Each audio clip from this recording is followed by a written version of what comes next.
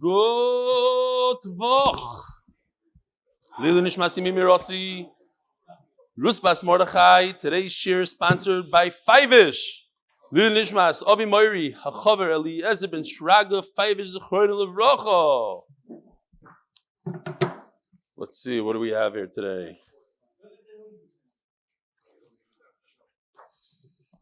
Rebelli Baruch Hashem inspired me very much. It is the first time in over 70 years I managed to keep up with Daf Yomi. I want to share something good with you and the MDY family. Shlomi Miller from Borough Park, here he is in some sort of New York traffic learning. Gemara on the steering wheel, way to drive. He said, came across a wonderful shir of English Daf Yomi. Some other guy, I'm not going to mention his name, just in case he's really good, which is fantastic, complimentary to Eli Daf Yomi. I usually follow a week behind. After a few hundred daf, I find I retain the learning much better. The whole is more than the sum of the parts. Batzlacha Shlomi Miller Borough Park. 70 years it took him to find this year. This is by also another very interesting individual, by Levi Van Leeuwen. He goes through this thing that I said, but Chaim Snow, expert photographer from Elazar, got me onto you.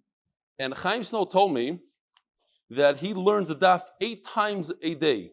And he went through the Holocaust, this person. So I saw your Meaningful People interview. You blew me away. Yasher Koyach, thank you. Oh, this is very important.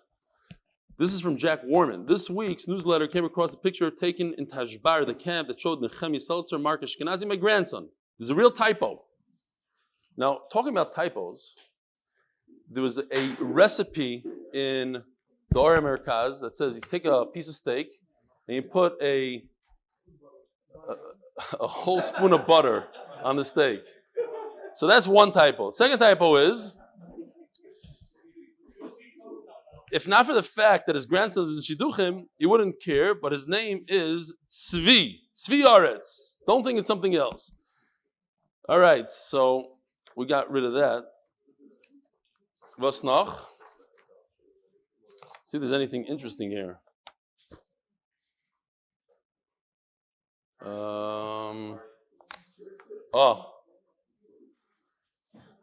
Rabbi said, listen to this one. This is a very interesting one.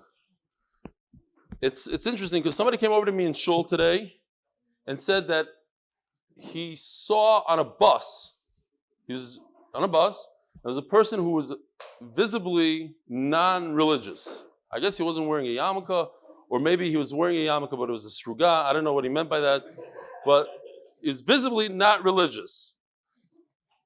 And he was watching the shir. He was watching the shir. So I said, listen, if you don't take a picture, it never happened. But he swears that that's what he saw.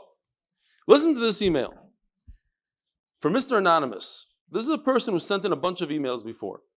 He says, I'm not Hasidish, I'm not Misnagdish, I don't wear kippas ruga, and I don't have payas. I'm not a Lubavitcher, and I haven't learned in Panovich. I'm in fact not from. I tell you this because you frequently go through the list of your MDY Talmidim, but you don't mention your non-frum students.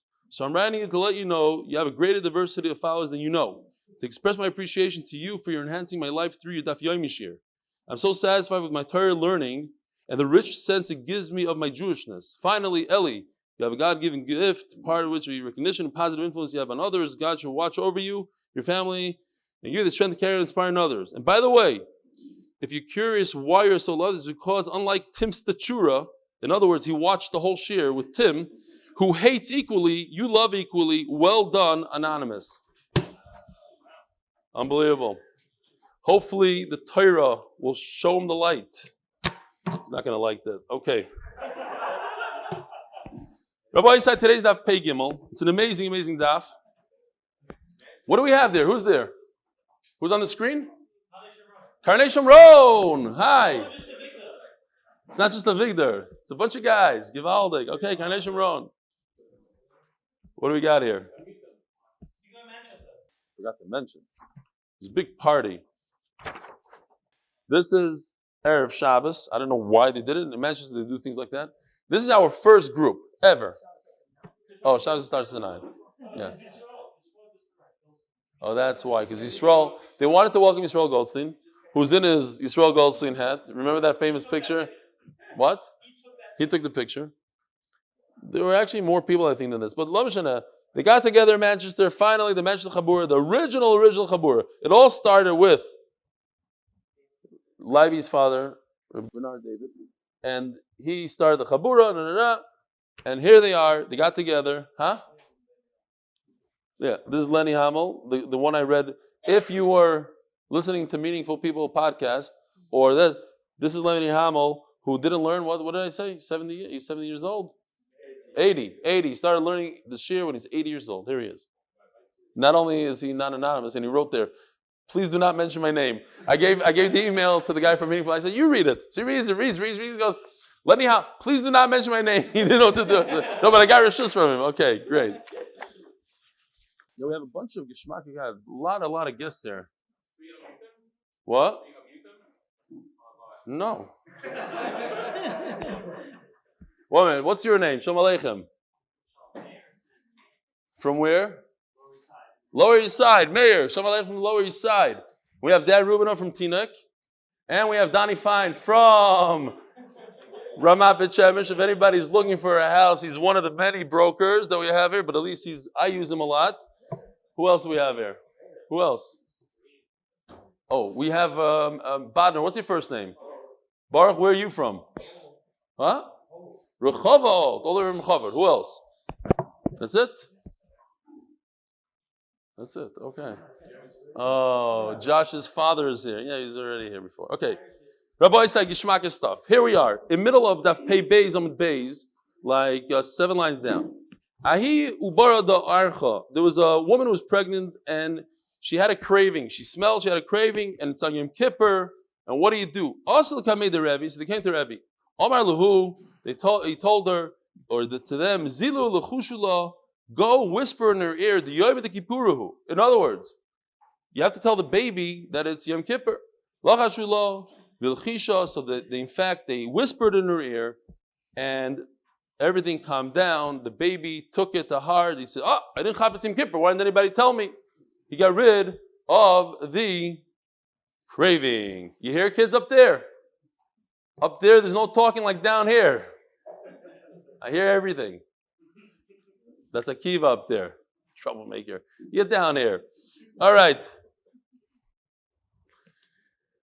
Rabbi side. Today, it's not a coincidence. Today, I got maftir. And I read the Haftarah. Because our shul, unfortunately, doesn't have a klaf. I read the Haftarah, and guess what I read? You all heard it today. Just maybe you didn't pay attention. It's in Yirmiyah. Before I even created you, HaKadosh Baruch Hu tells Yirmiyah, I knew you, I gave you nevuah, you're destined to be a Navi. What happened? This child that understood that it's Yom Kippur and took away the craving. Now, the Gemara understands that if a woman has a craving and she doesn't go with the craving, it's very dangerous for her.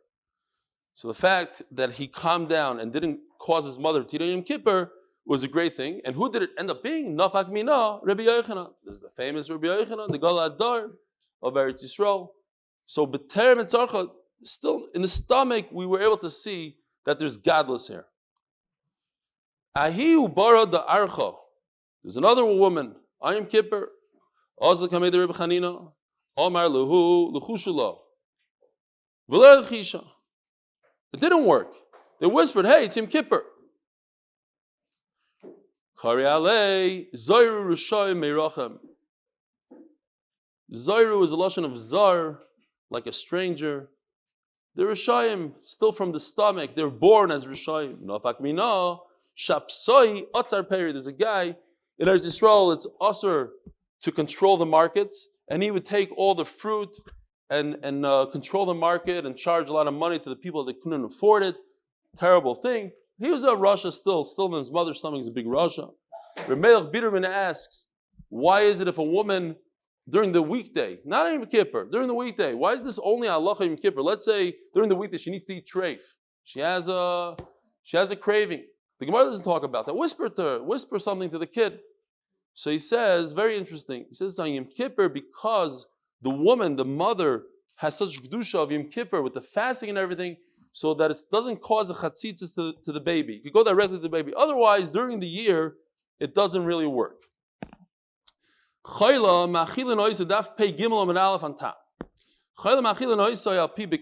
said in the Mishnah, and we didn't understand really what we were saying because we're going to see it's a lot different than what we think.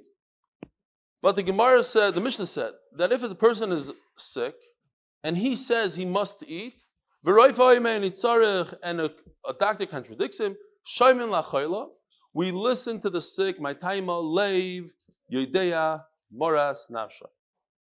This is how we understand it even today. A person understands his body better than all the doctors. He knows how his body works. He could tell that it's not good. He's in a shver matzav. And if he doesn't eat, he might pass out. He might die. So even if a doctor sits and screams, hey, you're not really sick, don't worry about it, take it easy. You listen to yourself.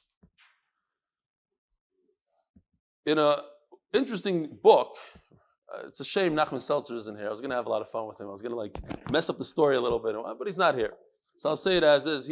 There's a book that he wrote, I think it's B'Mechitzasim Shel Tzadikim. I read it in the Hebrew version. Somebody translated it. And he says that there was a person that they didn't give him much time to live with conventional medicine. Treatments didn't work for this guy. And he's going to die. So somebody said there's an unconventional medicine in America. So he went to Rabbi Elyashiv and asked Rabbi Elyashiv, could he fly on Shabbos for unconventional medicine? Rabbi Elyashiv thought about it. He said, no, can't fly. It's not proven. You're not Machal Shabbos on silly medicine, whatever.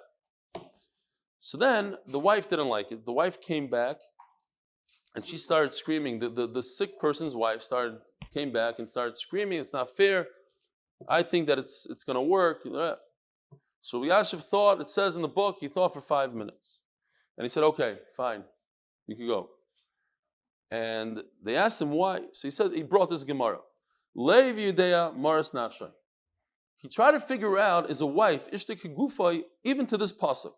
And he said, yeah. A wife knows whether her husband will live or not from that medicine. Let him, that's what it says in the book. Interesting story. And he allowed him to be Mechal Shabbos and go. I mean, I mentioned this, but we also unfortunately had that experience where my mother there's no treatments for pancreatic cancer really. There's only a 2% chance for all pancreatic patients. So the doctors basically said, don't even bother. They gave her the choice, but she said it's not worth it. Chemo to live another month. But they said that there's a place in Mexico. And they went my father did all this research. Now when people are dying, all of a sudden you become very naive. You try to grab onto anything. And there's a place in Mexico, and they feed you all these green juices, and people live lo'elam, and they give you these phone numbers. You call up, and people say, yeah, of course, pancreatic cancer, and I took the green juices for 3 weeks, and I was completely cured, blah, blah, blah, blah, blah. And it's like, it's only $10,000 a week. It's not a big deal. It's kedai to live. It was a disaster. Mamish a disaster to spend all that money and time over there. But anyway, fine. We'll talk about it a different time. There's a guy, Maisa Shahaya, who came. I remember him. He came. 4th stage, some cancer, 4th stage. He was there for 1 day. They gave him the green juices. You know what he did? He jumped off the building when we were there. That's how bad those green juices are. Anyway, he didn't die of cancer. They were right. They promised him he won't die from cancer, and they were right. Says the Gemara, Pshita. Why would I listen to the doctor? Maybe you should listen to the doctor. He understands the human body better than a person. Why should he break his fast on Yom Kippur?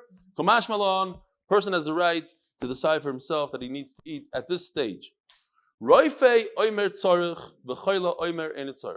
the reverse? The doctor says you must eat, and this happens a lot. It's Yom Kippur. What, I'm gonna break my fast? He says absolutely not. You force it down his throat. You make him eat. My time, what's the reason? People become a little crazy when they're sick and fasting, and we cannot listen to them. They just don't know what's going on. Tanan, in pilot school, you learn. Nobody pilot? No? Okay. One of the things, like right before, if you're in altitude and you don't have oxygen, you pass out and bye-bye. plane goes down. It's happened many times. But they tell you that right before you pass out, you feel on top of the world. You get this feeling of lack of euphoria, lack of oxygen. Don't listen to those guys. They don't know what they're talking about. You'll ask them, you have oxygen? Of course. It's gishma. That's it. So these people don't know. Tunbo u'denakidlei. The doctor knows. He says he has to eat. Give him food. Tanan.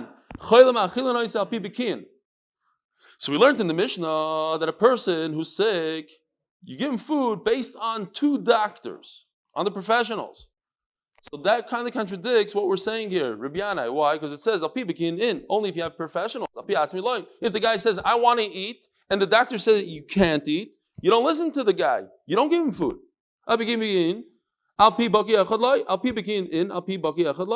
First of all, we don't listen to him, we listen to the doctors. Second of all, you need 2, not 1. Where did Rabbi Yanai get his thing? Says Gemara, let me just show you these charts that I worked so hard on Motzei Shabbos, came so late. Sorry, apologize. Basically, there's 2 charts here. I got this picture from whatever. Could you tell where it's from? Like a Ramadan kind of. Saloi Mishaluni. Anyway, this guy doesn't want to eat. He has something else. Doesn't want to eat. And the doctor says he must eat. What do? We give him to eat. That we learned. Now what happens if this Shmegegi has a doctor with him? They both say, 2 of them say, no, I'm not eating. So for that you need 2 doctors to contradict him. You hear that halacha? You have the guy says, I don't want to eat. And he even has a doctor that says he doesn't need to eat. To break it, you need 2 doctors. 1 doctor won't be enough because it's 2 against 1 in this case. That's that. Now, what happens if he wants to eat? He wants to eat. He knows Maris Nafshay. So here's a guy who really wants to eat. And the doctor says he shouldn't eat. Who do we listen to? To him. He understands his soul. He says, I want to eat. And 2 doctors say he should not eat. So this is a machloikis. I'm not going to look there again. Lineder. That's it. Because you did it twice, that's it. I'm done. Nachamal. The guy says, I want to eat. And 2 doctors say he should not eat. So we have a machloikis. According to Rabbi Yanai, he cannot eat. But according to Mar Bar Ravashi, it doesn't matter how many doctors say he shouldn't eat. If a person decides that he needs to eat on Yom Kippur, we always listen to that person. And that's the halacha. So you just want to make it easy. If a guy wants to eat on Yom Kippur, he figures that it's good for him to eat, we always listen to him, and that's that. These 2 are the same case. This is just according to Ravashi. It's a check mark, you can eat. According to Rabbi Yanai, that's what we're talking about right now, you cannot eat if 2 doctors say you shouldn't eat. He decides he could eat, and 2 doctors say he can't eat, then. Now, what happens? There's one case that's not here. It's not really in the Gemara, but I believe that's the halacha. What if he says, I want to eat, and he has 1 doctor with him against 2 doctors that say he shouldn't eat? So that should be fine, even according to Rabbi Yanai. Because it's 2 against 2, and we could. Let's see it inside. Says the Gemara.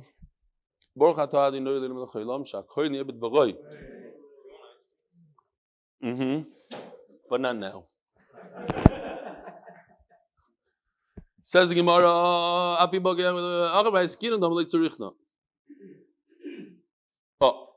so the whole Mishnah, you read it wrong. We're talking about in a case where he says, I don't need to eat. So then, if that's the case, Rabbi Yanai says, okay, here's the case. He doesn't want to eat. I don't want to eat. If he says I don't want to eat, so then why? Look, Rabbi Yanai says all you need is 1 doctor.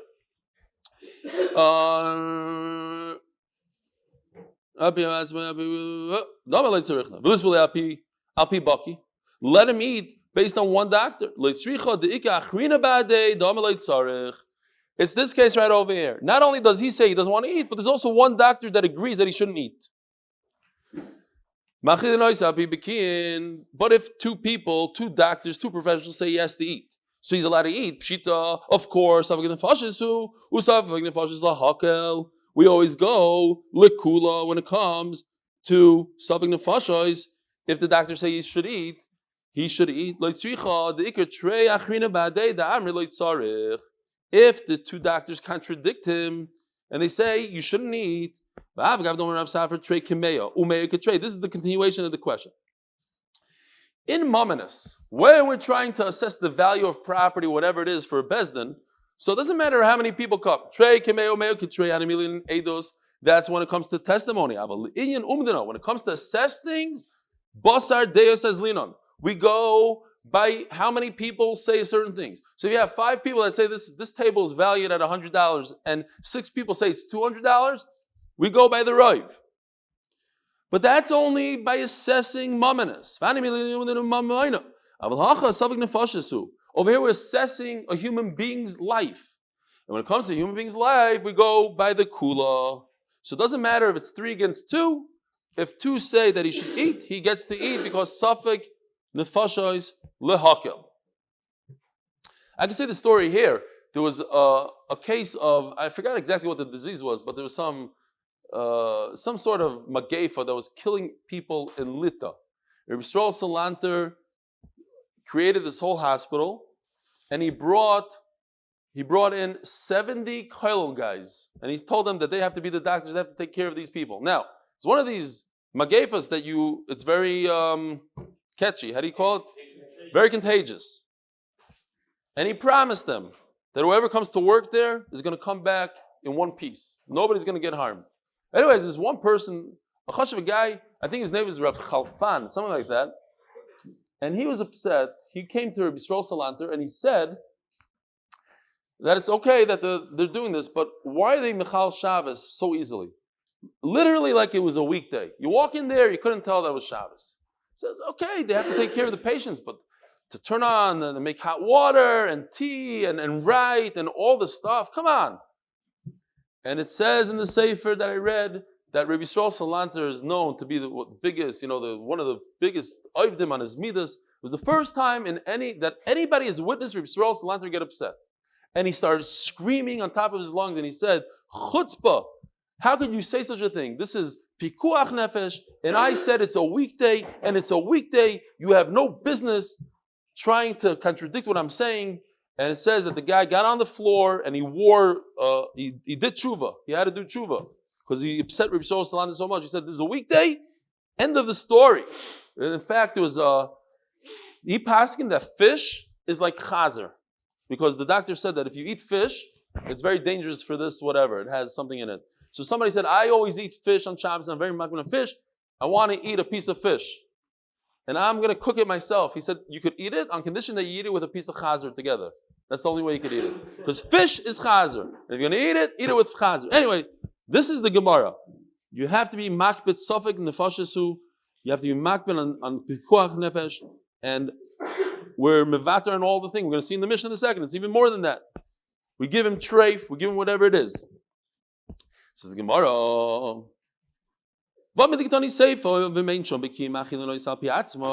It says it's all one Mishnah. Here, let's go back to the Mishnah for a second. We can read it together. Daf Beis Amud Aleph. It says, Chayla. If a person is sick, and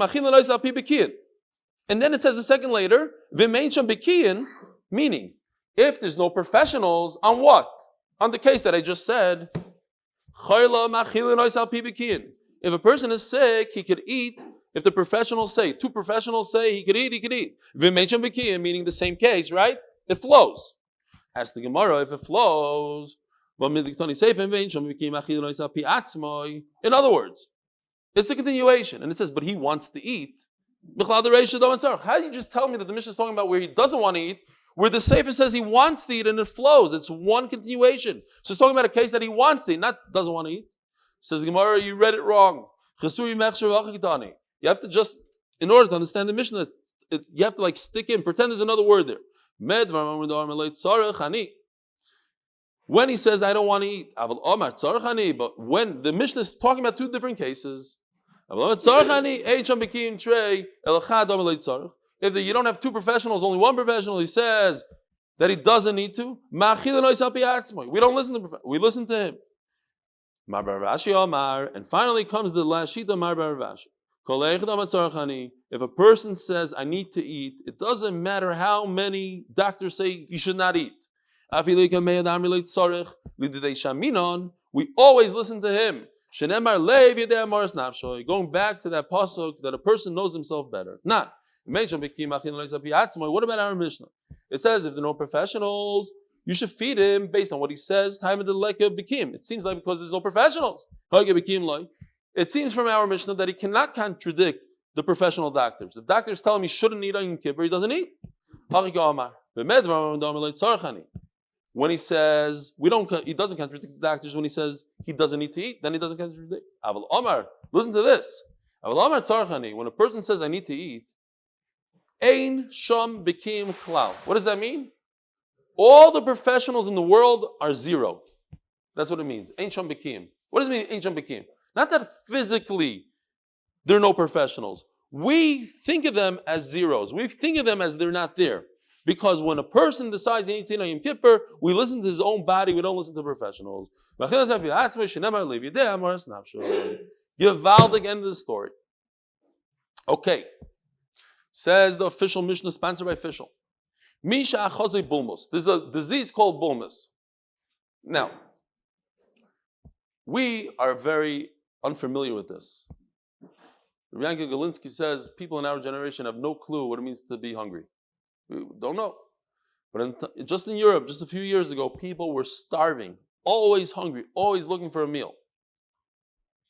Where was it? It was I just said the story recently. I forgot what yeshiva, maybe Baranovich. A bacher came to the yeshiva, and the yeshiva took him around. He said, listen, on Sunday, you're going to have teg by that family. On Monday, you're going to have by that family. And on Wednesday, you're going to have there. And on Thursday, so the bacher says, and what about Tuesday?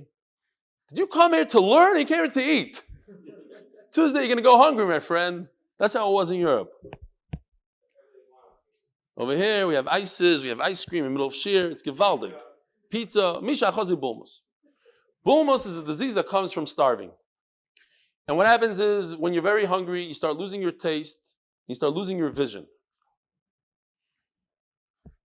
And unlike other diseases, where you could go a few minutes maybe without eating, and we could look for better food for you, when it comes to bulmus, because it's about starvation, we just give you whatever's in front of us. We have a shtik chazer, give me chazer. I could go upstairs and get you a nice kosher meal, but that's going to take 2 minutes. We don't have 2 minutes to waste here. You just shove in whatever's in front of us. It's Yom Kippur, right? There's no shiur. Eat chazer less than whatever. There's no shiur. Just give him food. Fill him up until what? Even treif. Huh? Yeah. I'm just saying, yeah, you're right. It's not Daf Yom Kippur, even Yom Kippur. Until he could start seeing again. When he could see again, all of a sudden his vision is not blurry. He realizes he ate enough and bulmus is going away. A rabid dog, or whatever kelev shaita is, bit him. So they used to have more of a superstitious kind of, let's call it unconventional medicine. They would rip the dog open, take out his liver, and give the guy to eat from the dog's liver, and they felt that's going to heal him. We don't do it. Why? It's not a proven medicine. Masiv and Charish disagrees. He says it's proven. It's a good medicine. And therefore give him some of this dog liver, geschmack stuff. If somebody has some sort of disease, it's not just a sore throat. This is really bad. Like it starts from the throat and goes down. It could kill a person. What do they call it today? Like everybody has strep throat. It's very dangerous. But it's not strep. It's talking about where the gums start deteriorating and it goes into the stomach. Obviously, you're allowed to give him medication on Shabbos. This could kill somebody. And every suffix nefashis is doiches Shabbos. Rabbi said. Many times we learned this Gemara. Many times we learned in brachas and Shabbos we had a whole sugya, and it wasn't so relevant to us. And today it becomes really relevant. A lot of times we learn a sugi in Shas, like, okay, so how does a donkey have to do with a cow and this, that? So if you want to start looking in, a cow is like a car and a bike, and you could make it relevant many times. But how many times do we have this to be relevant? And unfortunately, it's extremely, extremely relevant. Mi shenafla olav mapoilas. If a building falls down, and there's human beings that are trapped in this building. Remember learning Masechtas Shabbos? It was mamish, went right over our head. How many times people trapped? We're going to know people that trapped in a building. In those days, that Miami. We don't know if there are people in there now. We just saw a building collapse. Safek chai, safek meis. And this is also, the mission is telling us that halacha l'maisa. How long do you search for the person? Well, Jews believe that there's always a chance. Maybe the guy got trapped in a pocket of air next to a water source, and he can live. It's happened. There's people that lived for many, many, months even. The guy got stuck on the ocean without any food. Months. Go look on YouTube, you'll see. People have survived. So, you're allowed to be Mechal Shabbos for people like that. Savik Nachri, Savik Yisrael. Same like in Miami. You don't know. Jew, not Jew. Mefakhin Lov Zagal. It's a deraisa to start removing stones on Shabbos. It's digging on Shabbos. You're not allowed to. But in this case, we say go ahead, go. Now this is very interesting. Mitzu Chai. You come there and you find that he's alive. It's been a week, and he's alive. So what do? Mefakhin. You keep on digging. Well, you'd say, it's obvious. So the Gemara is going to tell us that we're talking about a situation where, unfortunately, you find somebody who's living, but he's not going to make it. So you're allowed to continue digging so that he has another few hours to live. That's okay, because he's going to live for a few more hours. Be Mechal Shabbos for those few hours. He's a Jew. He's allowed to. V'meis. This is also very sad. You dig, and you find the body. Now what? You continue digging? No, you don't have reshus to dig on Shabbos for a body. The family's standing on the side and they're screaming, give us the body. There's nothing you can do. There's no heter for that. So we'll see. Tana Rabbana. How do you know?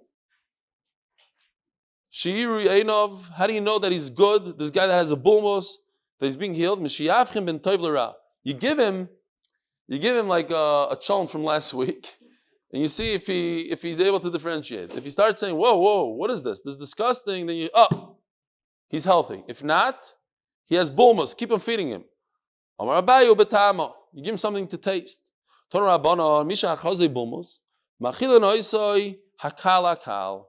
This is a great sugya because it's going to teach us what comes first. I'll ask you if you don't peek inside. You know what the answer is just based on my question. You have a bunch of food because us Americans, we come to Eretz Yisrael.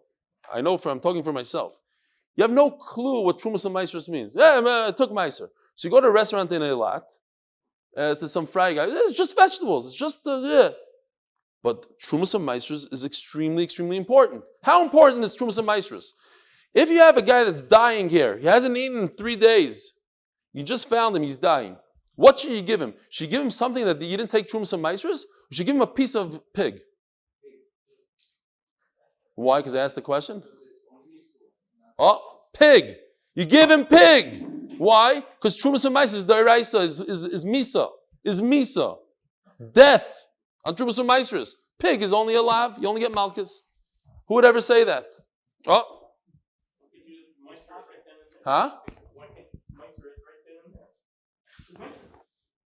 You can't. You don't. It takes time. He's dying. You don't know the nusach. You're American. What do you do? You're asking a kasha. You're asking a kasha of a maisa. That is the situation. It's Shabbos. You're not. Hello, on Shabbos you're not allowed to. But we'll talk about that later. But that's not the case. Okay. Machilin oisai hakal hakal. You should always feed the guy that's dying the lesser isser. The lesser isser. What is the lesser isser? Tevel unevela. food that you didn't take trumas amaisrus, and nevela, a dead corpse. Not a corpse, a dead animal, a dead cow, no shchita. Ma'achilin ois and nevela. Nevela comes first. Tevelu shvius. Shvius, shmita, coming up, shmita. Shmita food, which you should have destroyed and you didn't destroy, that's only an assay. There's no lois assay. So, you give him shvius. You should give him shmita food. Tevel utruma. Tevel is food that you didn't take trumas and maestros. And truma belongs to the kohen. You should not be eating truma. You're Yisrael. For that, Tanai, the sanya machilin oizit tevel, ve'machilin oizit truma. First goes tevel, not truma. V'ntema oimer, truma v'loy tevel. We're going to see this far soon, because each one has a little bit of a kula. Truma is edible to all the koyanim of the world. So maybe you should give it to the Yisrael in that case. On the other hand, tevel is like Lauren was saying, just take trumas and maestros. You're one step away from making it kosher. Okay. Omar Rabba, listen to this. We have to remember Rabba for a second on Amud Beis. Omar Rabba, heicha de efsha b'chulin de kule'am aloi pligi de menaknina lei mesvina lei. Obviously, here's the answer to your question. If you can do chulin, you give him chulin, and there's enough for him to live with it. Of course, you give him chulin. It's not enough. Mar sovar tevel chamor, or mar sovar truma chamura. Mar sovar tevel chamor, aval truma chazi lekoyen. The reason why tevel, because truma, I could give to a kohen, or mar sovar truma chamura, aval tevel efshel takune. Okay, so we have the two svaras here. Says the Gemara, pay Gimel Amud Beis. Sponsored by the MD White Hilm Group for all those who need Shidduchim, Refuas, and Yeshuas. Please join tehillim.8mindaf.com.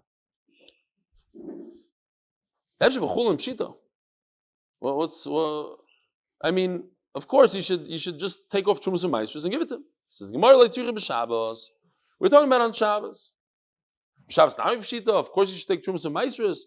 Midaraisi, you could take truma. The whole problem is the rabbanon. So tiltal the midrabbanon. It's only problem the rabbanon. So of course you should take off the maestros. Anyways, this is atzit nakov she'eni nakov. You have a planter, and the bottom has a hole. So that's nakov. Since it has a hole, it nourishes from the ground. It's as if it's planted in the ground. This is atzit she'eni nakov. Doesn't have a hole. So Trumas and Maestros on this thing are only the Rabbanon. So we're talking about the Rabbanon to begin with. Everything is the Rabbanon here. You're not chayiv to give Trumas and Maestros, you're only chayiv in the Rabbanon. You're over in the Rabbanon. Okay. So again, you have a planter, and you have food growing out of your planter. You're on a porch somewhere, and there's no dirt, no ground, so it's not growing from the ground. So in Mela, it's only chayiv in the Rabbanon. But it doesn't have a hole in the bottom. The Rabbanon.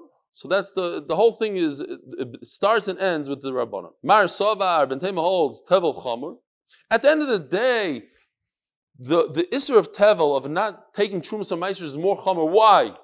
Because tomorrow, when you have real food that's Chayiv but Trumas and Maestros, you're going to make the mistake, you're going to compare the two. He said, yesterday, I gave him Tevel, so today I could also give him Tevel, but yesterday, it was from a planter that didn't have a hole in it and it wasn't chayiv at all, so you're going to make that mistake. Umar Savar Truma Chamura, and Tanakama holds, no, you should be more makbid on Truma. Okay. Levitanoi, the Sanyo, Mishin Shochan Nachash. By the way, we're going to get to some Gishmaka stories, so don't worry about it. Mishin Shochan Nachash.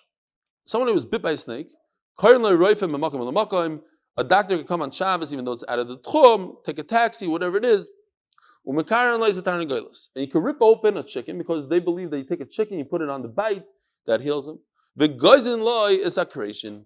You could give him some leek. Here's leek. If you don't know what a leek looks like, not everybody knows what leek is. I know my wife uses a lot in the soup, etc., but not everybody knows. Okay, creation. Now, what's I don't know. What's the significance of creation?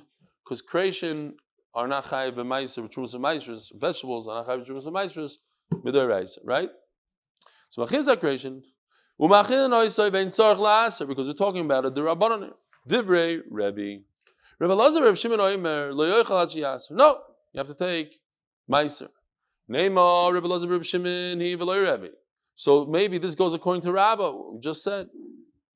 Says the Gemara, Afilu Tema Rebbe, at kind like my Rebbe Hasam Eliyim Meiser Yarak. It's not true. He only said his halacha when it comes to vegetables, the Rabbanan, the whole thing is the Rabbanan.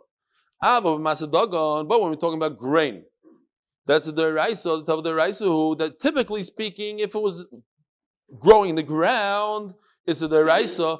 Afilu Rebbe Maida. These shars levatzit sheini nakov, because if you can allow him to eat it from this planter that doesn't have a hole, asal lebecha batzit shu nakov. When it comes to vegetables, there's no chashash. Look, you're going to make a mistake between this and what? And another day you're going to make the same mistake. Big deal. It's always the rabbanon. This never changes. Its status never changes. But wheat changes.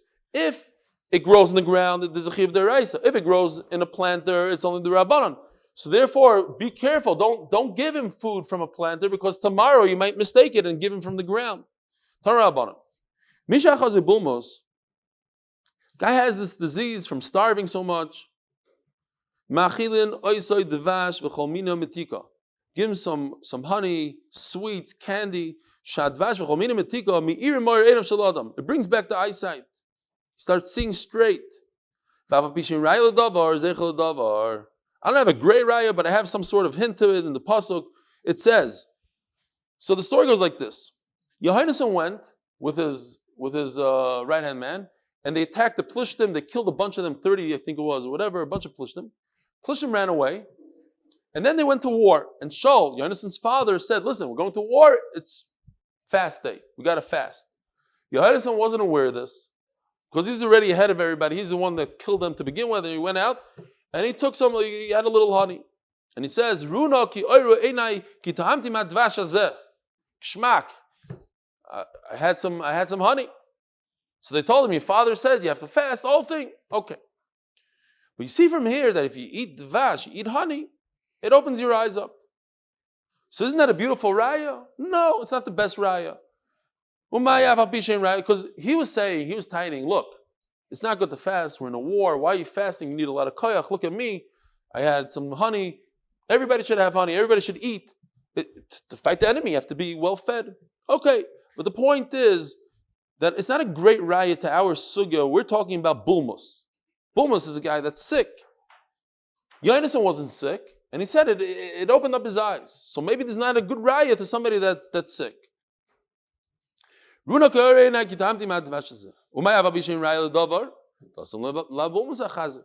bulmus. This thing that you should give sweets, this is what I'm thinking now. Like every parent. No. You could have candy, but first eat your dinner, right? First eat like a mensch, and then you go ahead and have candy. The opposite. Candy is not good in that case. It's going to make him hungrier. Remember we had the whole story with David HaMelech, the Amalekim, they came. David HaMelech went to war against the Plishtim, and then when they were at the war, the Amalekim came behind and took all the women and all their belongings and ran away. So they ran after them and they found the slave. They found the Mitzri. They said, what's going on? Where are our women? Where are our belongings? He said, listen, I'm scared you're going to kill me. If you swear to me, you're not going to kill me? No, we swear we're not going to kill you. But he was starving, this guy. What happened was, he was so sick that his masters, they just threw him in the street. Said, go, we don't need you. Die over there. So they took him and they brought him back to life. What do they do? Look at this pasuk. What do they give him? In what order? Lechem. They first gave him bread. So from here you see that he's supposed to give bread and not candy. Afterwards they gave him candy. Then they gave him water. They gave him a little bit of a fig. They were a little stingy there. They gave him 2 little raisins. It could be like a whole thing of raisins, fine. And he came back to life.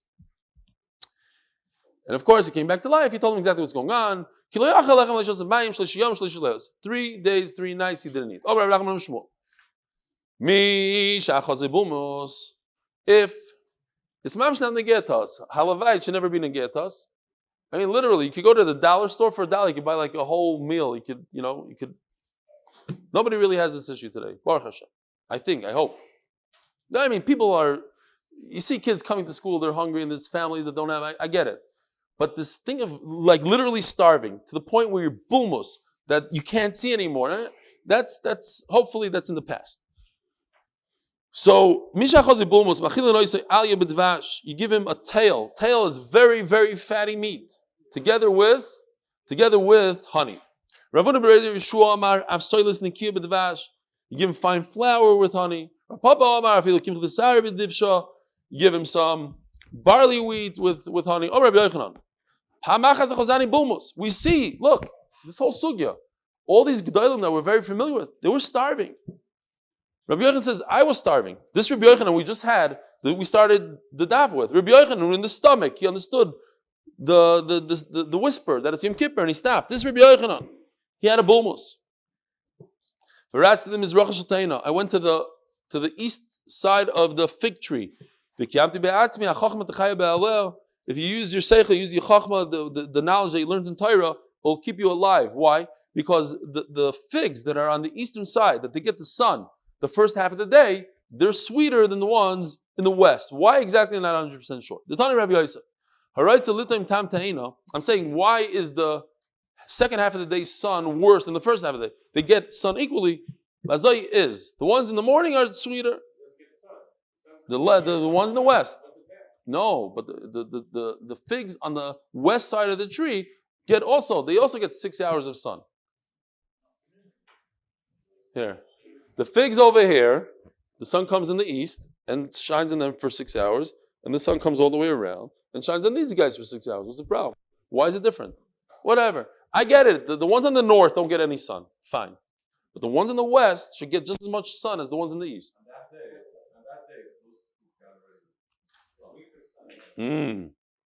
What? So you're saying a fig gets all its taste from one day? Okay. He's saying very interesting. He's saying that day, it was that morning that they had 6 hours. I hear. Interesting. Doesn't sound like that's how it works, but okay. That's the pshat. Shkoyach. If you want to taste a real fig, take the one off the east. They'll have like box. They should box it like that. Eastern figs and western figs. Rabbi Yehuda, Rabbi Yosi, have a kazla burcha. So you had Rabbi Yehuda, Rabbi Yosi. They were walking, and they both had bulmus. They were walking so long they didn't have what to eat. Achazi bulmus Rabbi Yehuda. Kapche leroye achle lerifta. So Rabbi Yehuda grabbed a bread out of a shepherd's hand. Literally, just grabbed his bread right out. He stole his bread. He's dying. There's a Rashi that says you're not allowed to steal even if you're dying. But obviously, this sugya holds he stole the bread and he was prepared to pay him back. He's going to pay him back. Kapche leroye. He took everything he had. Achle lerifta, and he ate his bread. Amalei Rabbi Yosi. Kipachta saraya. You took everything from the shepherd. Kimat lemasa. I wonder if this is like a midah keneged midah. I'm thinking now out loud. Since Rabbi Yosi said something, maybe it happened to him. Achaza bulmus Rabbi Yosi. Now it was Rabbi Yosi's turn. He had bulmus.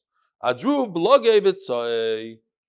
The entire village came out and brought him sweets and food. Mamish, like the time that I fell into the sewer. And when they took me out of the sewer, the whole Bagal came with candy, and they didn't give me chunk, but just candy and more candy.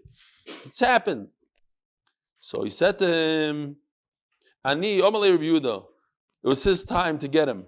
Ani kipachti saraya. I took everything away from one person, from the shepherd. V'ata kipachti saraya kula. You messed up the whole city. You took everything from everyone. V'sura meir Rabbi Yehuda, Rabbi Yosi. This Rabbi Yosi is a very famous story. Whatever it is. Remember those books? This is a very, very famous story, and here it is. This is the source of the story.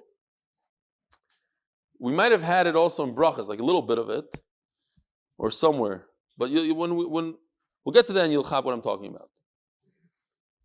There was a story where Reb Meir, Rabbi Yehuda, Rabbi Yosi have a Gazel Baruch, they were traveling. Reb Meir have a dayeg b'shema. The Gemara just tells us that Reb Meir paid attention to people's names. Based on the name, he knew things about that person. Rabbi Yehuda, Rabbi Yosi have a dayeg b'shema. Rabbi Yehuda and Rabbi Yosi weren't aware of this thing. They came to a place, they wanted to sleep somewhere, and a guy was very nice, took them in. What's your name? Kidar. My name is Kidar. Omar, so Meir said, since his name is Kidar, guy's a Russia. Shenemar Kidar Tapucha Isema. It's upside generation. Kidar. He darshan in the pasuk. Review the Rabbi Yosi Yashnim Kisayu. Now comes Shabbos. What do we do with our wallets? So they give it to the Balabas, Mr. Kidar the Russia. Remeir loy ashlam lekise. Remeir, based on his knowledge of his name, didn't give him his money. What did he do? As Eloi kivrei davo. I think it was just by luck. It so happened to be the Remeir went to the forest. He found a grave and dug up the grave. It happened to be the father of Kidar, the father of the guy that they're staying at. He puts his wallet by the grave. The father of Kidar comes to Kidar in a dream. From here you see, it's an idea that even people that are Rishayim, sometimes they have visions, sometimes they have ideas, sometimes they know things that regular people don't know. Not every time that somebody has a little Ruach HaKodesh doesn't mean there's a big tzaddik. You can have Ruach HaKodesh without being a tzaddik. Sometimes it comes from a Ruach Tumah.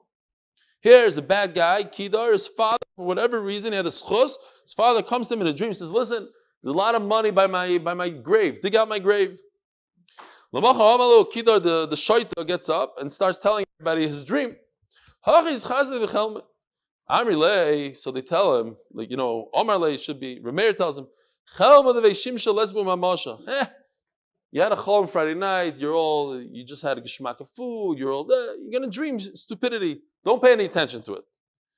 In other words, don't go dig out my money. I need my money. Also Remeir, but Remeir wasn't satisfied with that. He was worried he's going to run there in middle of Shabbos. On Shabbos, dig it up on Shabbos. He stayed there the entire Shabbos. I heard a story like that. Like a person came to shul, he had a lot of money in his pocket. He put it down on the bima somewhere, and he stayed there the whole Shabbos. He had to take it out of his pocket, but he waited. If it's that much money, you wait. So Rabbi Yehuda and Rabbi Yosi tell Kidar, we want our money. I have no idea what you're talking about. What money are you talking about? He's a ganav. How come you weren't medaik in his name? Like I did. I knew right away not to give Kidar. Kidar's a Rasha. Why didn't you tell us? Listen to this. It's unbelievable halacha in Lashon Hara. I was chayshish. I didn't know for a fact. I have my superstitious things. I look at names and I'm not going to tell people run around shul, this guy is a Rasha, kid is a Rasha. I never met the guy. So based on the name, I have a chashash. I'm not going to give him my money. So if you have a chashash, don't tell people Lashon Hara. So they bring him to the bar. It seems like it was a bar. G'daylim, they go to the bar. Don't bring a riot from here, you're allowed to go to the bar. The famous story. They see that he has lentils on his mustache. They were trying to get him drunk, but they got lucky. Before they got him drunk, they saw that he had food on his mustache. What kind of food? They saw his whole meal sitting on his mustache. So right away they go, they run back. One of them runs back to the wife, or whoever it was, and tells the wife, listen, your husband said that you should give us the wallets that he took, and as a sign that we're not lying, he said that we should tell you that you fed him lentils for lunch. Oh, makes sense. It's a great sign. And she fell for it. The guy comes home, and she says, you're not going to believe it. They came, they took the wallets. What are you talking about? They said, you said lentils. He takes out his gun, popped her in the head twice, dead. So he killed her. That's it. She deserves to die. Chutzpah. I worked hard to steal this money, and you gave it away. Dead. There's once a story, a guy had a store, and they say that it was in the time of a shmad, and you couldn't show that you're Jewish. So he sold treif and he sold regular meat. He sold pork. And he would watch to see who would wash their hands. If you washed your hands, you're a Jew. So he gave you kosher meat. If you didn't wash your hands, he gave you pork. So one guy wasn't so makbid on washing his hands, so he gave him pork. And the guy goes home, he eats. What did you do to me? He said, but you didn't wash your hands. It's your fault. Okay, some people say he wasn't such a good guy. Some say yes. My machroinim argus hanefesh. The fact that he didn't wash my machroinim, if Kedar would have washed my machroinim, so he washed his hands, then he would have gone like this with his wet hands, and he would have washed off the lentils. The fact he didn't do it, it caused him to die. Okay, fine. Now, Rabbi Yehuda and Rabbi Yosi, they learned a lesson from Rabbi Meir. You have to take names very seriously. So therefore, they later on in their life, they went to another, they were guests, and this guy Bala let them in. They wouldn't even go in. So